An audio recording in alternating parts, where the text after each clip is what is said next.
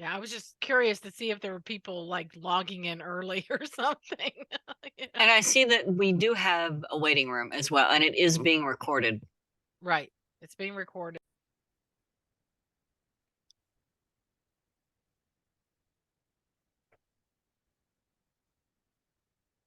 Okay, I'll admit people as new people join.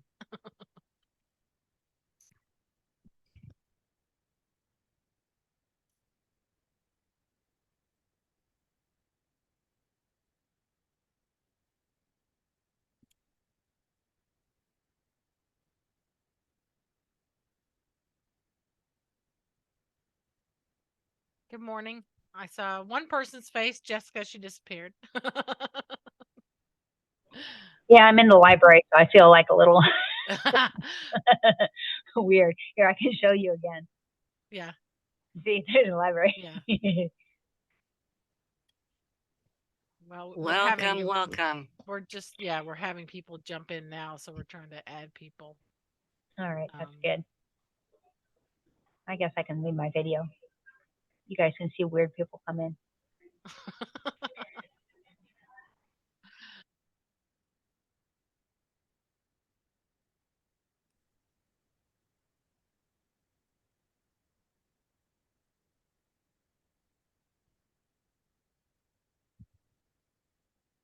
All right. Good morning, everyone.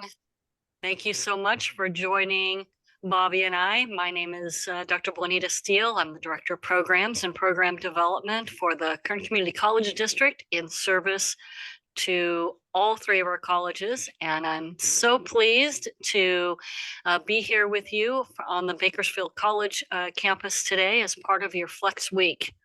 Bobby, would you introduce yourself, please?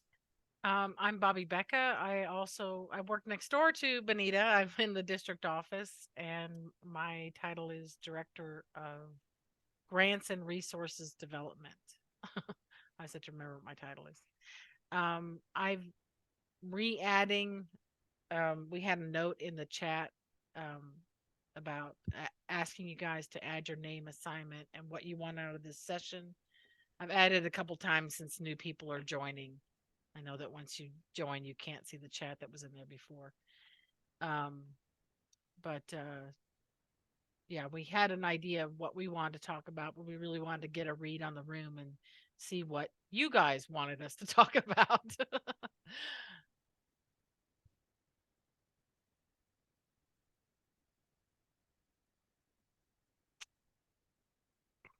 All right, thank you for putting in some of the things you're curious about. That's very helpful.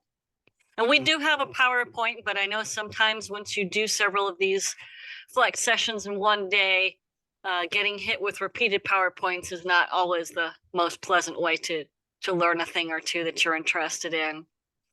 One of the things that Bobby and I do is, we try to flag grants that are of interest to people. And I would say that there are some types of expenses that are, I would say, less funded than other things. So, maybe we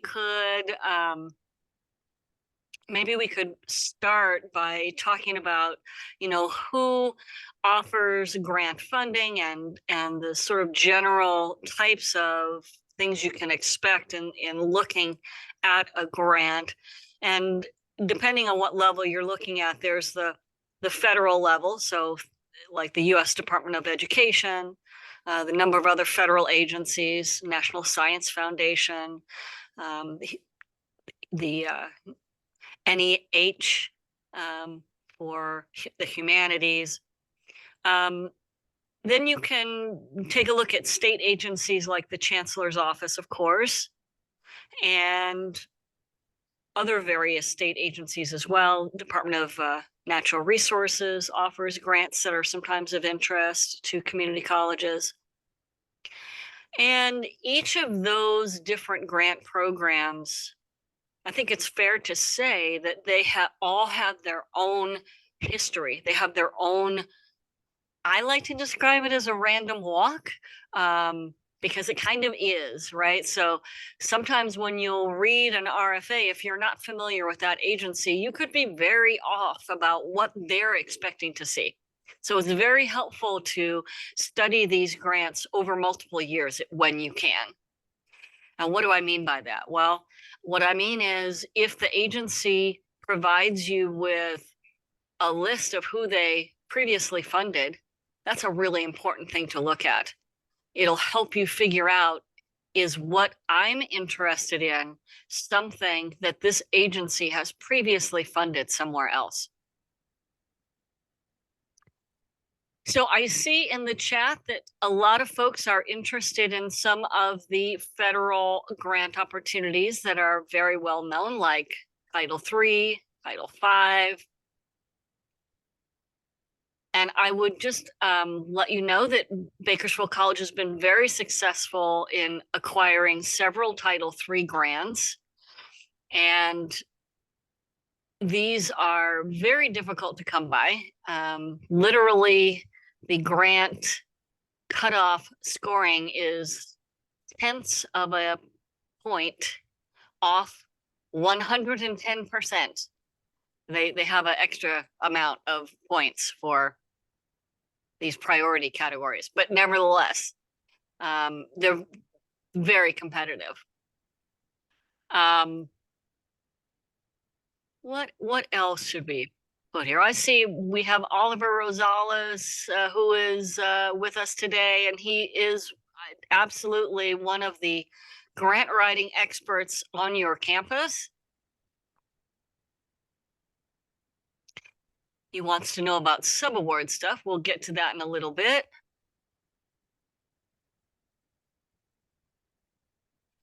Okay, program development is definitely something that is fundable. We have to find the right department, or if we can gather enough labor market information, it's possible we could get some seed money from Strong Workforce. If it's a CTE kind of thing, if it's more academic, then we might need to acquire funding through the chancellor's office. Special events are harder. When it comes to direct student assistance, which I see several folks have mentioned, that's definitely harder. But we have some resources that are already in place. So there might be some opportunities there.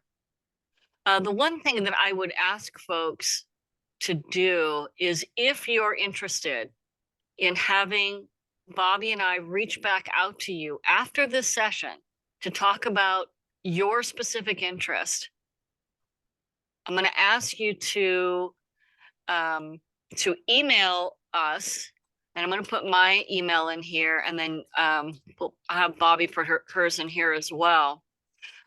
Because if you have some thoughts and ideas, we would be very interested in exploring that with you and seeing if there is something out there that can support the students that you're working with. Yeah, for instance, I see specifically that Izzy mentioned she's trying to, she needs lots of purchases for her new respiratory program. So we need to know if that's, is that equipment you're looking for? What kind of purchases? I assume it's equipment. So if you have some sort of wish list for your program, it'll give us a better idea of where to look for funding. That is super important too, because there may be grant projects that are ongoing, either at the college level or at the district level, where we could incorporate the needs that you have in your individual program in the way that we write that grant. And if we're aware of that, that's very helpful, right? We'll let you know, we'll make sure you're good with it. We'll make sure that the equipment pricing is up to date, right? Those kinds of things. That's super helpful for us to understand.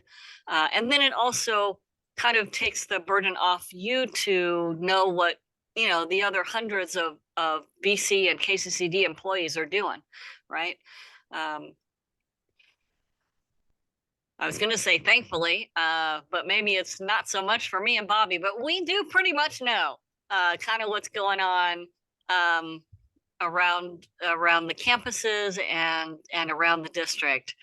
And even if we're not directly writing it, we probably know who is, so we can connect you.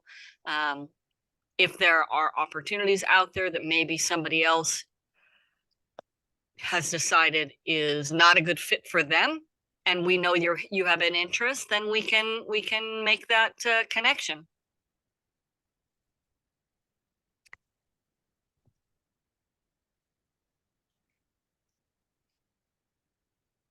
So let's see, let me, maybe we should go ahead and take a spin through a few of these slides on sort of the generics of where do I find these grants and that kind of thing. And then we'll kind of come back and open it up again for some Q&A.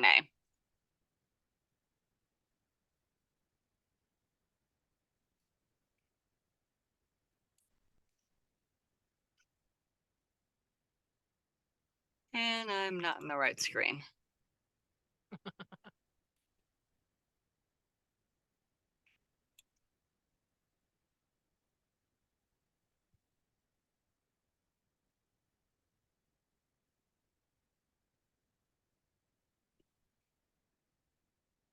Well, I guess that will do.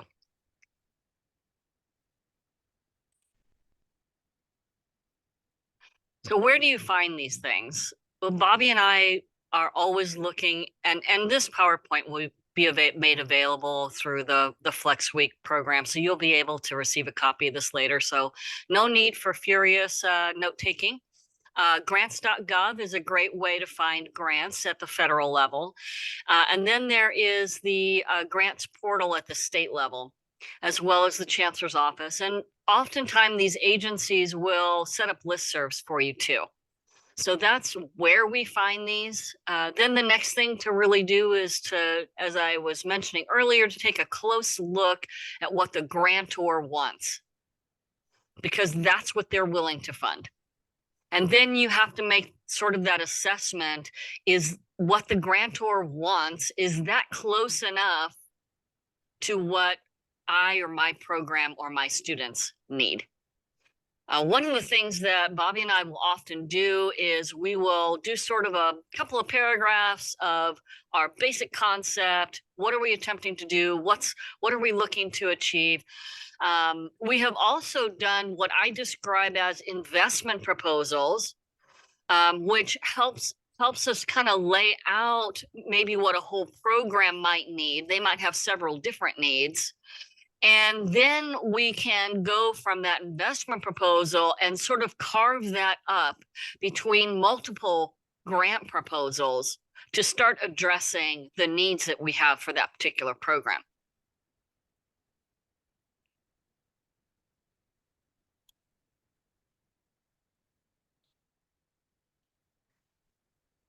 So then the next thing we do is we'll take what we call a grant frame. We'll take each of the sections for the narrative, we'll set them all out. Often we'll leave the instructions in there as a writing prompt. It's helpful to use whatever language the grantor is using, right? You want your grant application to be a real reflection of you read what they wanted and you're attempting to deliver what they wanted. It's also important to share the grant, and actually back when you have that sort of that rough draft of the concept, to sit down with your department chair, whoever is your direct supervisor, and have this conversation with them. Hey, I'm looking at this grant. I think it's a good fit. Here's what we're attempting to do. What do you think? Because you are going to need that administrative support. There are a lot of different ways that grantors have designed their application process. Sometimes they just want one application. Sometimes they want sort of a preliminary look at what you want to do, and they'll call that by various names. They'll sometimes call it a concept paper, sometimes they'll call it a letter of intent, a number of different things. It can vary all over the map, from a single sentence email to a 10-page something. So there's a lot of variation when it comes to that. A typical proposal will have these types of sections, sort of an abstract, a need statement, what your project is doing to respond to that need, how you're going to manage your project, what your work plan is, and then some method of evaluating it. And on top of that, they often, most usually, will require that you have a plan for sustainability. Well, that's not too much of a problem if it is a teaching program. Once you have some seed money to develop curriculum, get it through curriculum committee and start to offer the courses, your FTE income is the sustainability plan. But there are other situations that really require more discussion. There's also the budget and budget narrative. And that is, let me go back to that slide for a second, because the budget and budget narrative is super important. As a grant reader, when I'm evaluating other grants people have provided, I'm actually going to look at the budget first, because that will often tell me how close they are to the grantor's objectives. If they're spending money in some area disproportionate to what the grantor is wanting to do, that's a red flag. So super important that you don't just think about aligning to the grantor's needs in the narrative, but also in the budget. Super important. So I take these things a little out of order. I'll do sort of a concept paper, then I'll take the concept paper and develop it into the needs section, and then the response, and then the budget. And then from there, I'll start to plot out sort of the calendar, right? What has to happen first, what happens next, etc. Often, before I even get to drafting these elements, I really take a close look at how competitive are we going to be, right? After you've made sure you're eligible, there are still a lot of other folks that are interested, most likely in this money. So you need to kind of be, frank with yourself about, who am I competing against? Who else is out there that might be a good fit for this grant, just to give yourself a way of thinking through what will make my grant the most competitive. So I kind of want to stop here, because I'd like to now sort of open for questions, thoughts around this part of the process.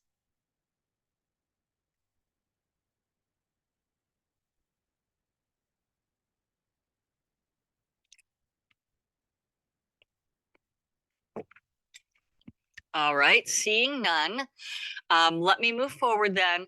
If you and your supervisor have agreed, yes, this is a great grant opportunity, it's a good fit for what we need, let's move forward. The next thing that needs to happen is you probably need to submit a grant intent to apply form. And that we can go over separately offline.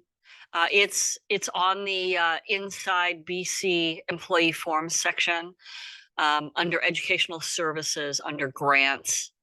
And it is not as intuitive as it might look. And so if any of you get to that point of doing one of those, I would recommend you reach out to Bobby and I. We can walk you through that really quickly and get that thing put together.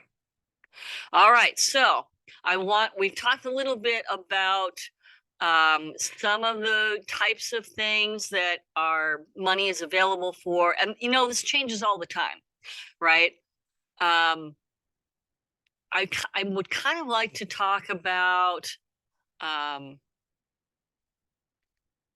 we've got quite a bit of science types of disciplines represented among you all today. Let me just ask, who would like to be put on? How about David? Dr. Bruner, how about you? You're looking for grants for program development and special events. Do you want to come on and talk about that for just a minute? Yes, hi. Hi. Over the last 20 years, I've generated about $170,000 of grants through both small, medium, and large funders.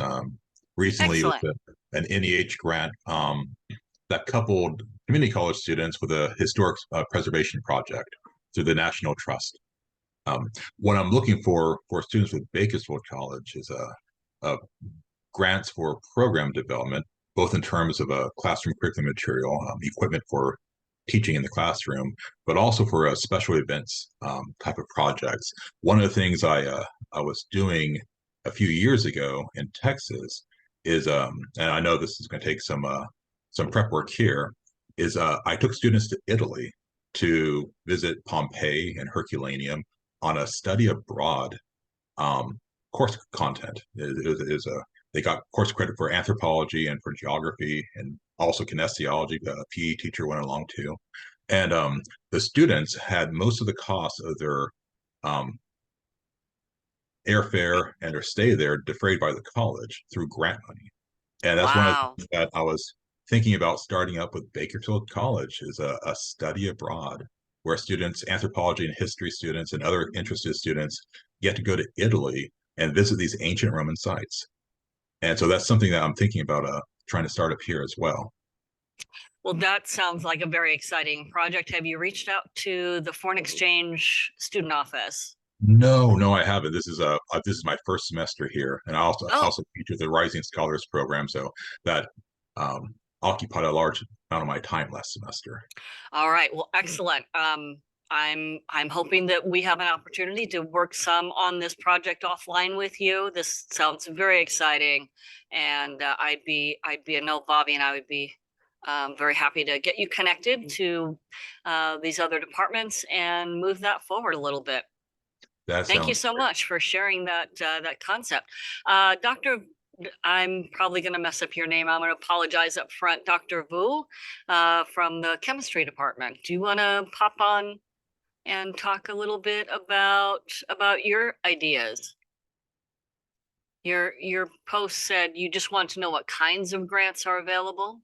Yes, I just want to know what type of grant that's available for students from the chemistry department or not in the chemistry field. I'm mostly interested in plant extraction and determine the type of compound. So I just kind of see if I can find some grant that kind of establish this type of a laboratory or small project for students to prepare themselves before they can transfer to a UC or a state college. So yeah. Okay, all right. I think I'm going to ask Bobby to jot down a possibility of a USDA kind of a grant in this area. And then maybe we can chat offline about that and maybe some other opportunities as well. Yes, I wrote down your emails and Bobby emails, so definitely will communicate with you too. Perfect.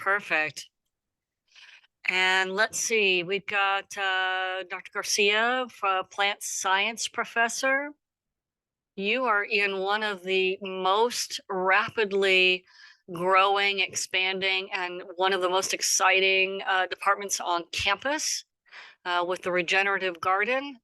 What are you interested in? Yeah, well, Really just learning about the grant process. This is actually my this is going to be my second semester ever teaching, so I don't know how the whole process of grant writing and all that works. But I would be interested more in like my background was in lighting and in hydroponics, so like leafy greens and high wire production of vegetables. So I was thinking more along those lines, getting equipment so that we could run get something up and running for the students so that they could get hands-on experience. I think that'd be something great for them. Oh, I know that is definitely on the wish list for Adolfo Porceño, the program manager for your department. So that is on our list already. And hopefully we will be able to connect more on that in the near future. Yes, yeah, definitely.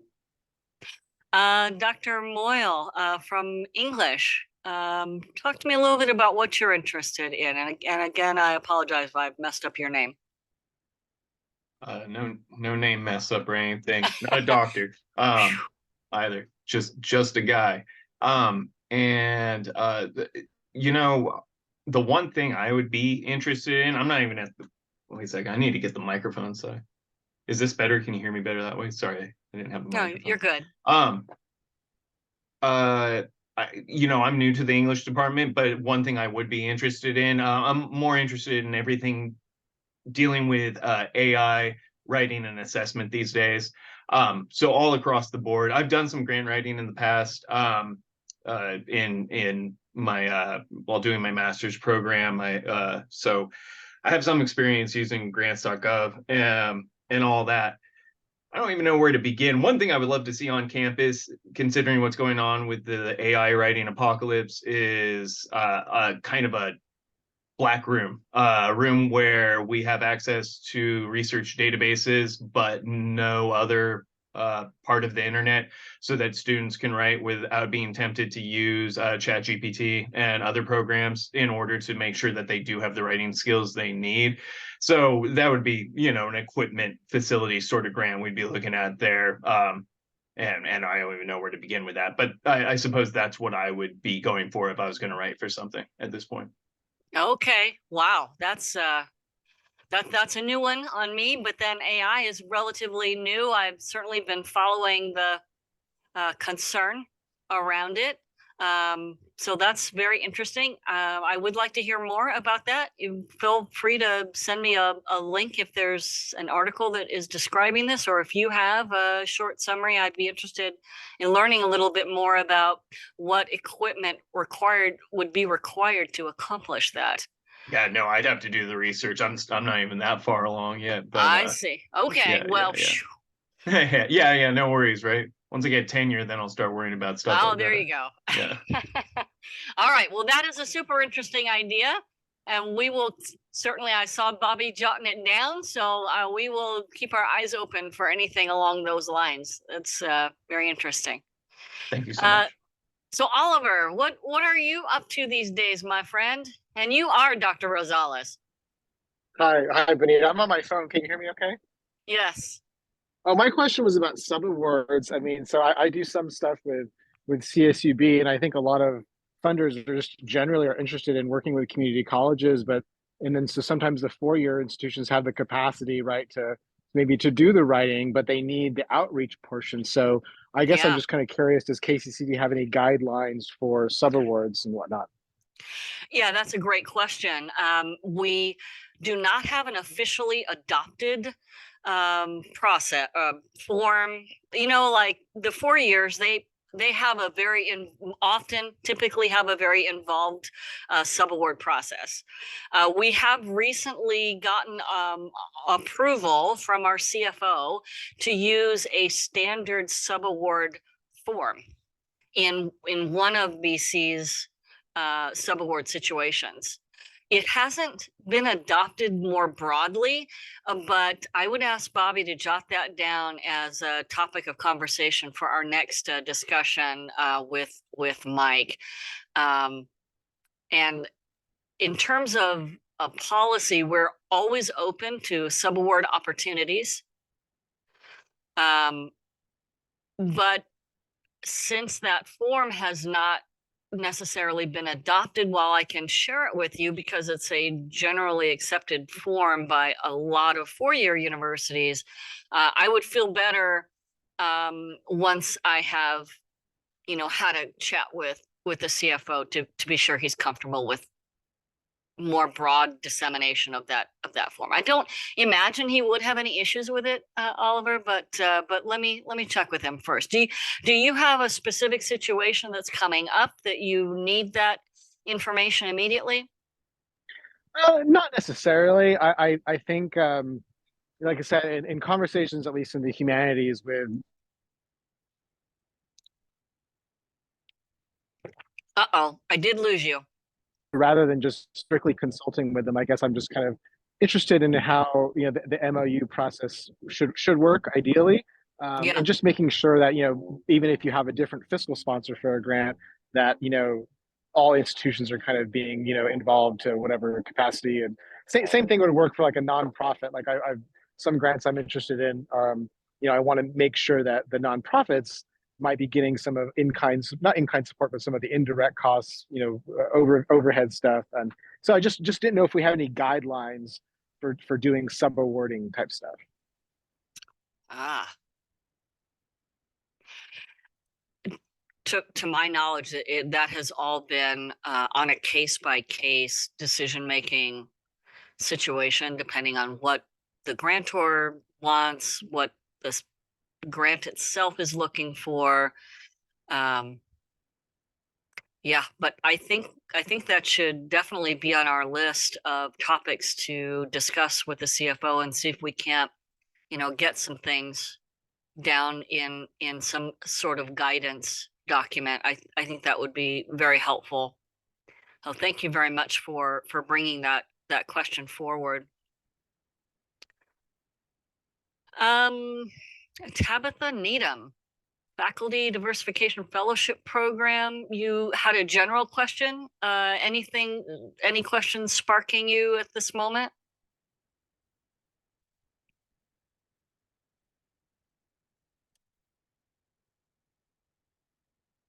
Okay. And I think we've addressed Izzy's question.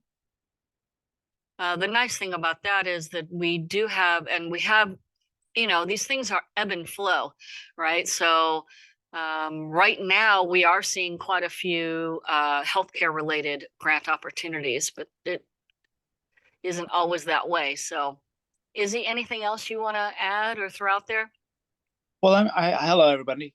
Hi, I'm just interested in kind of learning more about the process.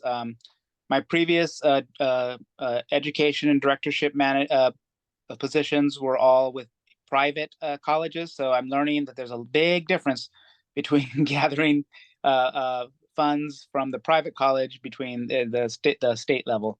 I've actually gotten a couple of grants that Carla and Stephen Dominguez have helped. They've actually written the policy, the grant funds for, so that I've purchased a few things, but I'm trying to start up a whole program. I have basically everything from bed linens to defibrillation machines that I need to look into getting.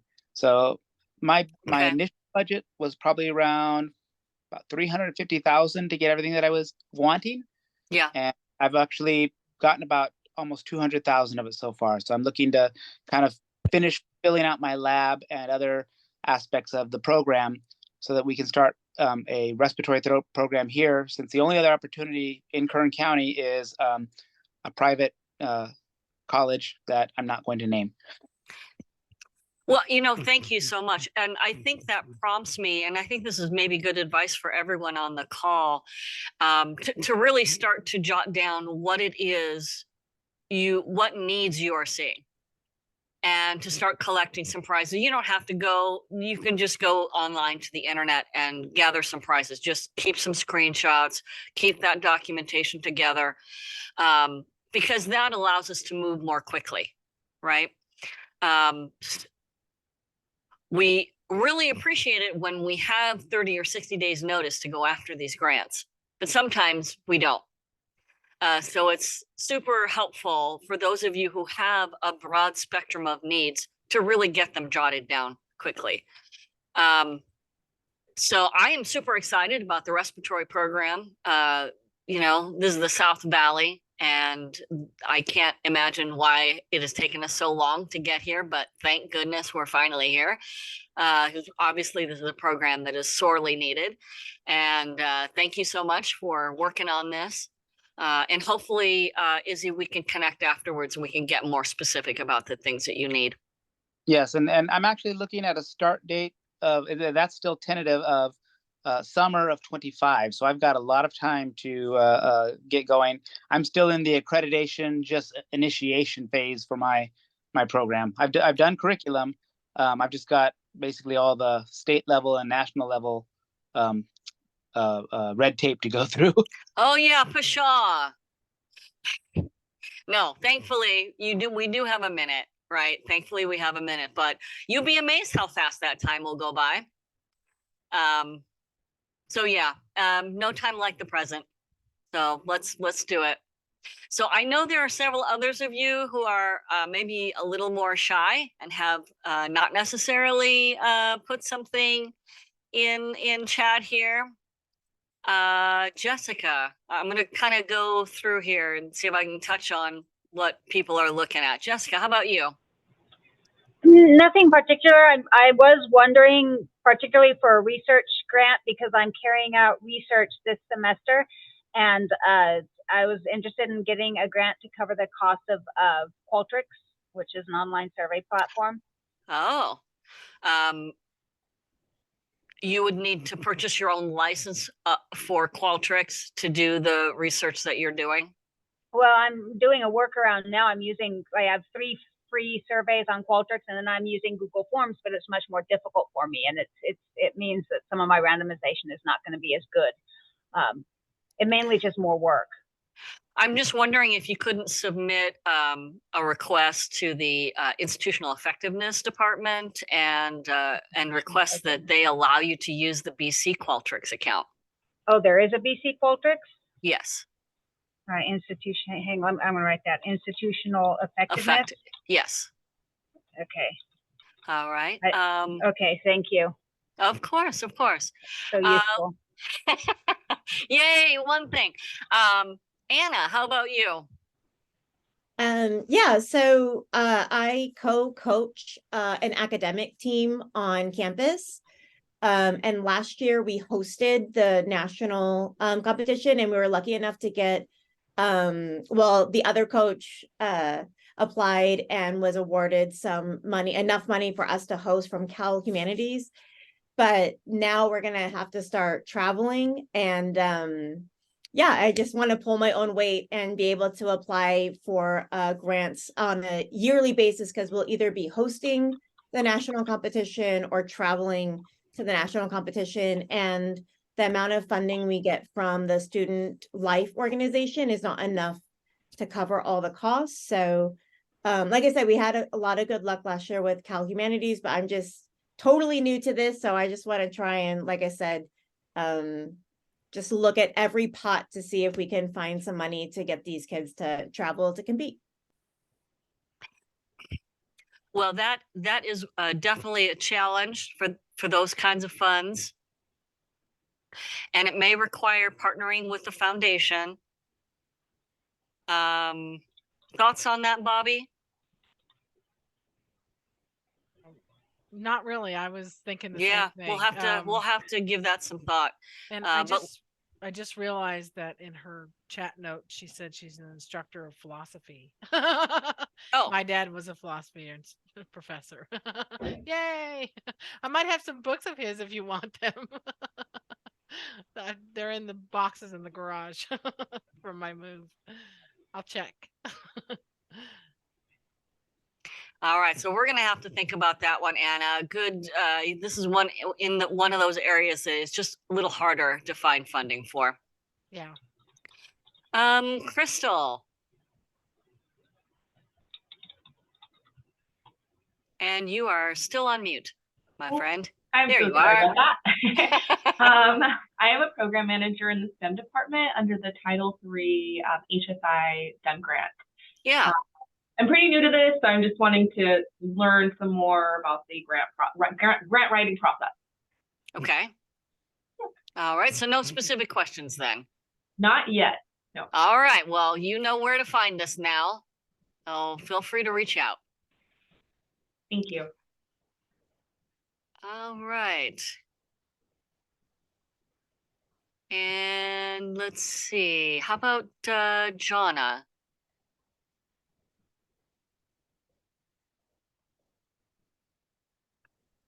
It's probably John Oh, A. John A. My apologies. I actually know a lady up a little north of here whose name actually is Jonna. Wow. All right. So John A. What can we do for you today, sir? So working through the STEM program and the RTech program. Oh, And yes. Okay. so matching with local industries, whether it's Wonderful or whether it's the forensics and such, because there's and the ag, because there's a lot that can be done on the chemistry side of extraction, but it's also looking for things out of the soil, but also with a pharmacognosy as far as natural medicines that are done through plants, and then of course the ever-present, ever-popular, controversial hemp programs that, you know, whether the U.S. government will start to break those away. I know they have them through the FDA right now. The FDA is sending out lots and lots and lots of grants, but it's more of what can be done through the this college. All right. Well, that is a huge field, as you know. That's a huge span of Good pun. foci. Yes, good fun. Definitely start with USDA. Maybe there's a partnership somewhere in there with Dr. Vu, perhaps from chemistry. Might work, might not work, but there are some really interesting student research opportunities, particularly to support students who are making that transition from 2-year community college programs to 4-year bachelor's programs. And I would like to suggest you consider those simply because it helps us achieve our outcomes, both at the associate degree level, but also at the transfer level. And there may be some other opportunities as well. And I'd love an opportunity to talk more with you directly on that. So Dr. Vu is my office mate. So. Oh, excellent. So you all are on the same wavelength. I don't know if we're on the same wavelength, but we're in the same office. Well, that's pretty close. It might work. We work well together. Wonderful, wonderful. Let's talk more offline on that. That sounds very exciting. All right, so we've got Sahar from the physical science department. Do you have any questions you'd like to ask? Hello, Bonita. Actually, and Happy New Year, everybody. Happy New Year. Actually, I attended first to discover the work process because, as you know, I am pretty new in Bakersfield College, and I am interested in understanding the whole process. And second, as you know, I am developing a new curriculum for energy program, and also right now I am setting up an energy laboratory. So any information about a grant resource from federal or state institution, or most important, local industry is very helpful for me. Yes, I think we're going to need to do some planning in conjunction with CREL and the Valley Strong Energy Institute to address some of those needs that you have. Again, I think that's something that it's a significant enough discussion that we'll need to probably take that offline. Mhm. Yeah. Thank you. Thank you. All right. So Lourdes from Foreign Languages and ASL. Good morning, everyone. I'm here to learn about, anything to do with the grant and the research. I'm not very familiar with it, so I'm just exploring. Thank you for having me. All right, very good. Welcome and thank you for being here this morning. You're welcome.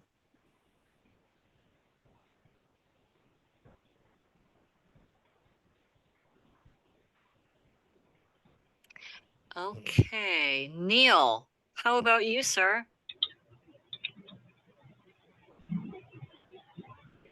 Yeah, I don't have a particular agenda, and I have a manager who probably works through most of our funding, and I don't even know all of the questions I might ask, but I just wanted to learn a little bit more about how some people in different areas are seeking funding for different types of projects. So I'm just a baby here, a beginner, carrying it out.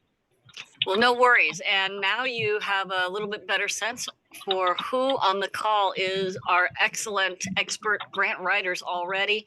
The Writing Center is one of that whole spectrum of student support assistance. And so that's really where I would and have in the past actually talked with someone else from the Writing Center and have directed folks to look for that kind of student supports. And it's helpful to bundle this with other student supports in various grants, most usually Chancellor's Office grants. So. Very good, very good. All right, Leo, sir, how are you this morning?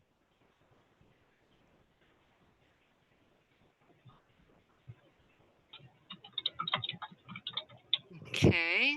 I'm sure he's there somewhere. Let's see. Congrats to Oliver and the Writing Center for that partnership. David Neville, how about you, sir? I'm in the same boat as a lot of others. This is my first time looking into grant writing, so probably Okay. need some tutorials when I get deciding on a project. So thank you. All right. And what department are you with, sir? Foreign language, Spanish. Okay. All right. Perfect. Yeah, foreign languages is one of those areas that we are not seeing a lot of grants on right at the moment. Bobby, do you have anything to add to that? I know I haven't seen any recently. It seems like it's been 8-10 years since I've seen any that are focused on foreign language. It's been weirdly quiet.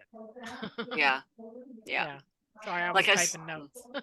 But like I said, these grant efforts, they do wax and wane. And so some periods of time you won't see anything in a certain area and other times you will. So, grantors' priorities change. And sometimes how Benita's already mentioned that depending on what you want to do or what kind of funding you're looking for, we can work it into another grant, some sort of student services grant. Sounds good. We might be able to work your specific request into another grant that we're already writing. Yep. So, Angelica Gonzalez. Hi, everybody. I'm just here getting information. I don't have any specific grants at the moment, but I just want to get a general idea of how the process works. Okay. All right. Isaac.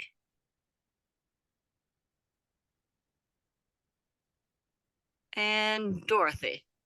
Oh, Isaac is there. Go ahead, Isaac. Yeah, I'm here just exploring. I don't have any particular questions yet. Thank you.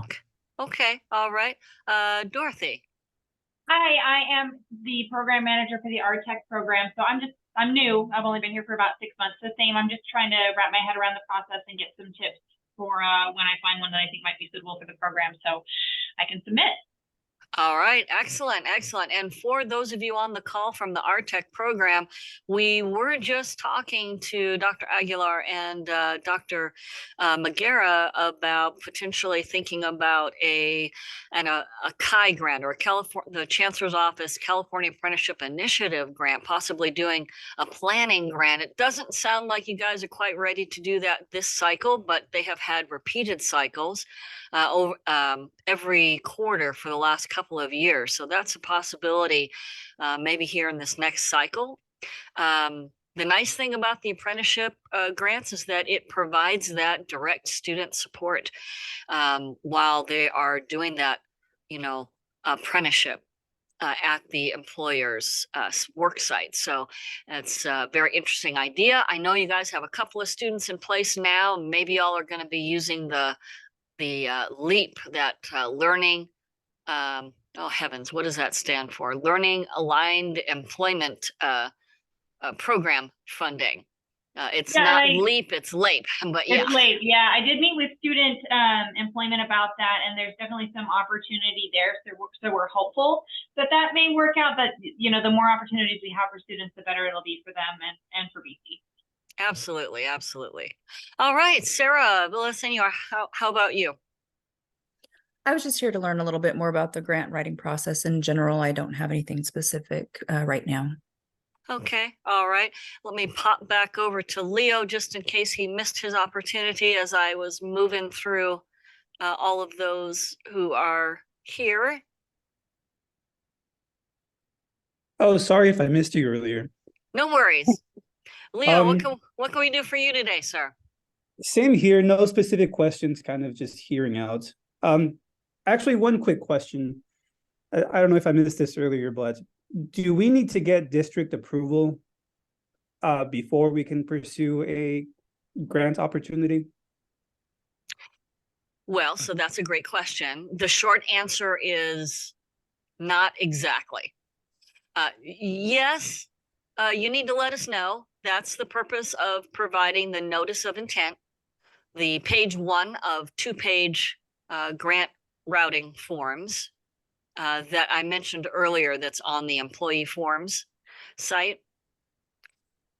Page 2 is where, and all of those forms start out going through your local college approval chain, and then they come to the district office. But I will say to you that because those forms are not as intuitive as I would like them to be, I'd really recommend, if you have something going on that you're thinking about, just send us an email. We'll do a 15-minute call and we'll get you sorted, and we'll help you through that form and determine if it's the right time and all of those things. Because I would hate for anybody to do a bunch of work that's not necessary, but we do need you to do those forms when it is the right time. That makes sense? Beautiful. Perfect. Thank you. Yeah. Yeah. All right. So generally the way this works is if there's an opportunity that comes across our desk, we will send it to you if we know you're interested. If you find it first, great. Send us an email and let us know. If you don't need our help, fabulous. If you would like our help, we're here to help you as well.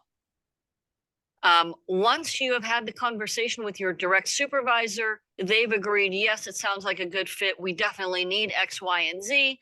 That's the right time to fill out that notice of intent to apply. And that's when I would recommend you do reach out to us. Even if it's just a 5-minute thing, we will help you to the extent that you need it.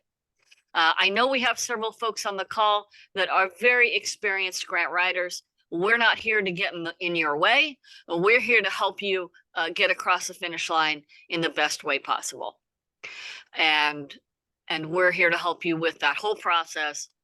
We do need to have CFO approval before grants can be submitted. So we do need both of those forms through the cycle. The VPs of finance and the CFO have, just for all kinds of strange and wonderful reasons, had a number of grants recently that have had very, very short windows, which means it gets to them 24 hours before submittal. Okay. And that doesn't necessarily mean you're dead in the water, but that's not encouraged either. Does that make sense to everyone? If you read the instructions, you're supposed to complete that form 2 weeks before the grant is due. But we've also had situations where the chancellor's office has given us 48 hours to get a grant in. So if you have something unusual come across your desk and you're not sure, man, can we go for this or not? I just recommend you send us an email, give us a call, send us a text, and let us help you. And You're back on mute, Bobby. thought I unmuted myself and I must have did it twice. You did. I just put in the chat what I hope is the link to it's called It the looks grant right. preparation. Yeah. I'm just hoping because you have to log in to get to there. So I'm hoping it works for you, but that's the form that she's referring to. And I did want to say that we ask that you fill those out. Honestly, whether or not the district or the college is going to be the applicant, or if we're if another organization is going to be the applicant, but we're a partner on the grant, we still need to know the information on the grant that you want to apply for or want to be a part of, because it's still the same idea as that we are committing college and or district resources to the project, and we need to make sure that the budget part, the financial part is okay. That our CFO is going to be willing to sign whatever he needs to sign to make that project happen. Because sometimes it's a matter of us, if they allow us to use our full federal negotiated indirect cost rate, that we actually use the correct percentage in there when the budget's, calculated, that kind of thing.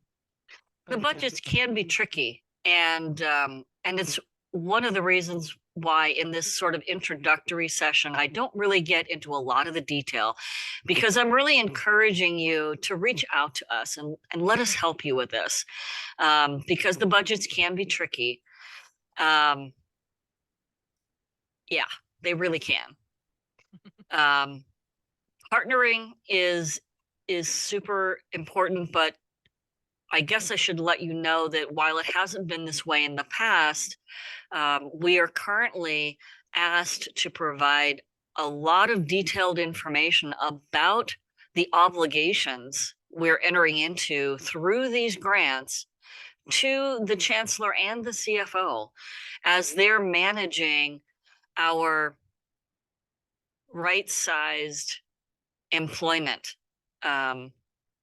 pattern. Does that make sense? So for a long time, there was some concern that we were going to go into a recession. That seems to be lessening a little bit as we've had several quarters of better than expected employment and hiring and that kind of thing. So it's looking less like that, but there's still some state fiscal challenges on the horizon, a $75 billion deficit at the state level. And there's some thought that may end up being felt at the college and district level with some reductions in funding. So while the senior administration is making sure that that we are in a good place, that we're not going to have to lay people off, and that we're we're addressing our student needs, they have asked for this kind of information.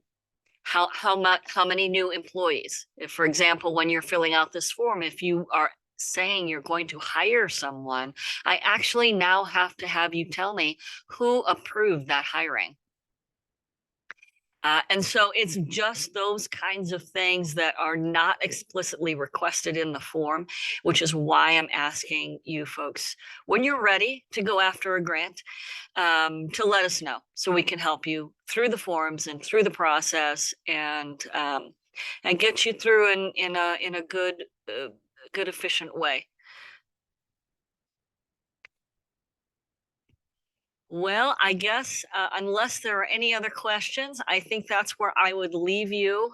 We're here, Bobby and I are here to help you answer your questions, support you in applying for grants that will serve our programs and our students.